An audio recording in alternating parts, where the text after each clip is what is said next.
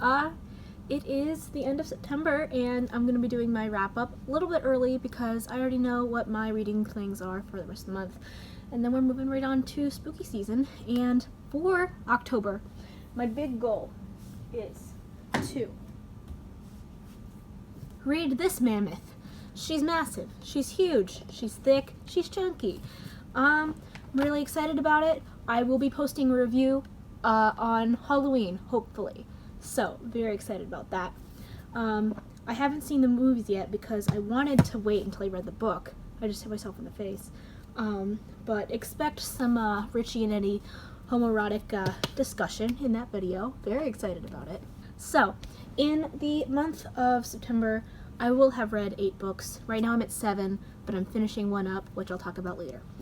So, first, I read Becoming by Michelle Obama. It was amazing. Her prose was beautiful.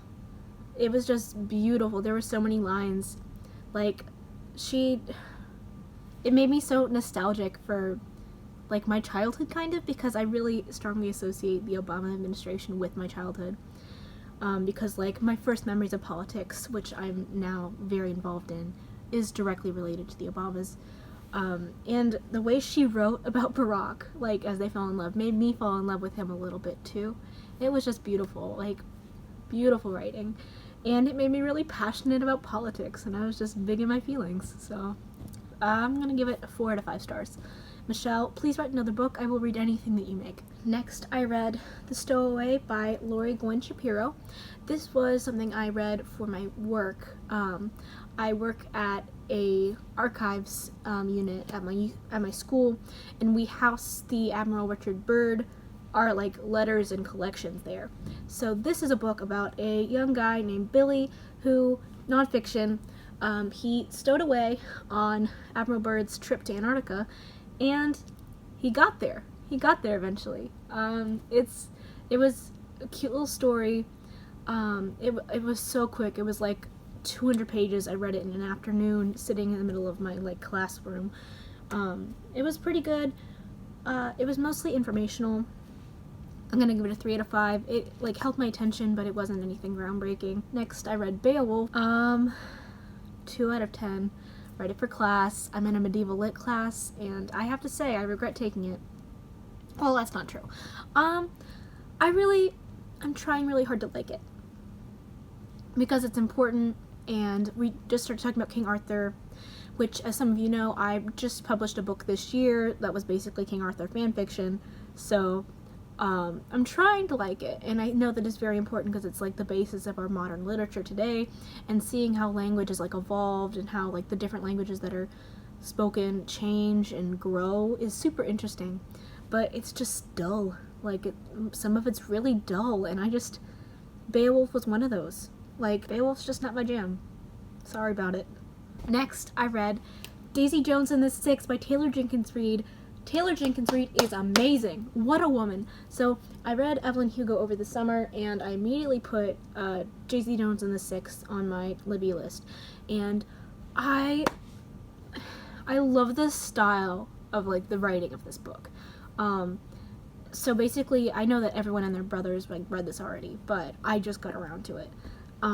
The way that it's done with the interviews, where like someone tells the perspective and then immediately thereafter someone else is there telling their opposite perspective of what happened, was just super interesting and very refreshing. And I loved they talked a lot about mental health and addiction in this book, which was super great. And they talked so much about like music and writing, and as you guys know, I love music. So them talking about the songwriting process was awesome. Also, it was like set in the 70s, which is like such a cool groovy time, you know. 5 out of 5. Read Daisy Jones and the Six. I don't know what took me so long. Next, another 5 out of 5 read, Wilder Girls by Rory Powers. This is going to be in my top books for the year, 100%. It is just, it hits all my buttons. It's like kind of horror, a little bit gory. It's like Stephen King, but Stephen King queer and atmospheric, and it's like environmental humanities, and it's so cool, and it was just so well written. I was just so engaged the whole time. And oh god, like a woman love women story that's just pure and really focuses like on the emotions rather than like the outsides and the aspects. Like, So good, so good. I recommend this to literally everyone, especially if you're looking for a good queer woman read. Please read this book. I will say it does have some really gory stuff in it. There is some descriptions where I was like gagging a little bit. So if you have a sensitive stomach, this might not be the queer book for you, but I can find you another one. Let me know down below if you're looking. So basically 5 out of 5, loved it. If you have a sensitive stomach, tread lightly, but still try it. Go to your local library and request it. Support this book. It just came out and it is so good. It is so good. Rory Powers, you kicked ass on this. Next, I read Jacob's Room by Virginia Woolf. Is this gonna focus? Hello, sir? I read all of Jacob's Room by Virginia Woolf, and that leads me to my next book, which is Miss Dalloway. This is the book that I'll be finishing over the course of the next couple days before September's over. So I'm in a Virginia Woolf literature class right now, and I've never read any Virginia before, so this is really good. Modernism is interesting. Last semester I had a really bad experience with a professor, and he was teaching modernism at the time, so I was kind of tainted against it. But now I'm like, I have a great professor and I'm reading Virginia Woolf. So I think that I might be changing my tune. Jacob's Room, kind of weird.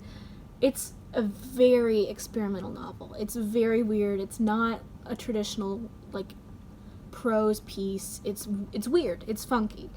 I thought some of the descriptions in here are just glorious, like, beautiful. No one can beat Virginia Woolf on just, like, lines. There's, like, one line that I wrote down in my, like, notebook, like, brewed from the earth itself, and she just, like, throws shit, like, in, she just, like, sprinkles that in, like, wherever, like, it just flows from her. It's wild. So I would give this, honestly, if you're not going to read this in a classroom setting, I don't know if I would read it. I don't know. I read it because it's important as a stepping stone for Virginia's, like, her movement into her next phase of writing. This is a big, like, this is how Virginia Woolf got from, like, traditional oh, wait, no. Did I not? I forgot. No, I read way more than I thought. Oh, crap. Oh, crap. That was a little over dramatic of me. I mixed it up. I forgot I did not do a reading wrap-up for the month of August. Last month, I read The Mark on the Wall by Virginia Woolf, specifically, which is very representative of her change in style. So reading The Mark on the Wall was a big game changer for me when it comes to modernism. It made me like, oh, this could be good. And then read this, liked it a lot. Then I read the essay Mr. Bennet and Mrs. Brown, also by Virginia Woolf. I'm doing a lot of Virginia Woolf right now. And seeing how she talks about characters in that versus how she talks about characters and how Jacob is represented in this, very interesting. And now we're on to Miss Dalloway. And Clarissa, main character, gay. She's gay. She just kissed a girl on the lips. I was just sitting there in a public place, like, reading it, and then, like, they just said the words, they kissed on the lips, and it was 2 women, and I'm like, in public, you gotta warn me before that stuff happens. So I will be finishing this before September's over, because today is the 25th, I believe. This should be uploaded today, so I'll update you guys next month on how this went, if I remember to.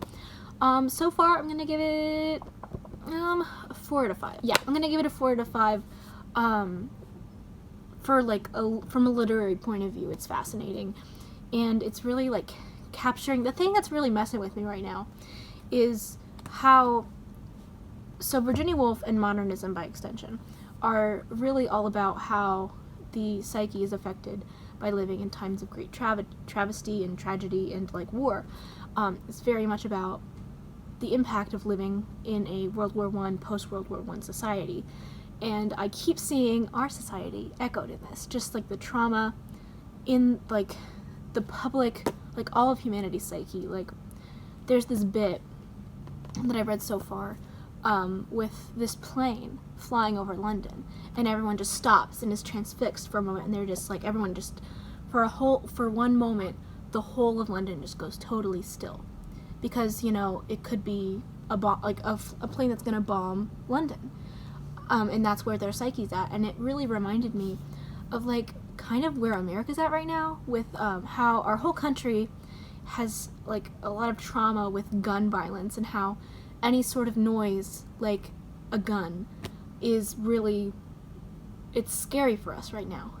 And I'm probably going to do a video project this semester and I'll probably put it on my channel, about how modernism is reflected in our 21st century like psyche, and how right now we're seeing, so they were seeing the rise of fascism in their time, and now we're seeing the rise of fascism in our time. And there's a lot of things that are really mirrored, and it's kind of freaking me out, but also it's good to think about. So, alright, so that'll be 8 books in the month of September. I think I'm up to like 70, 73, 74 now for the year, so we're chugging right along. Let me know down below what books you guys are reading right now, what you're enjoying, what you're having fun with. If you're having a good time in school, like right now school's kind of like, you know, we're scooting along, you know, she is what she is. I hope you guys are all doing really well.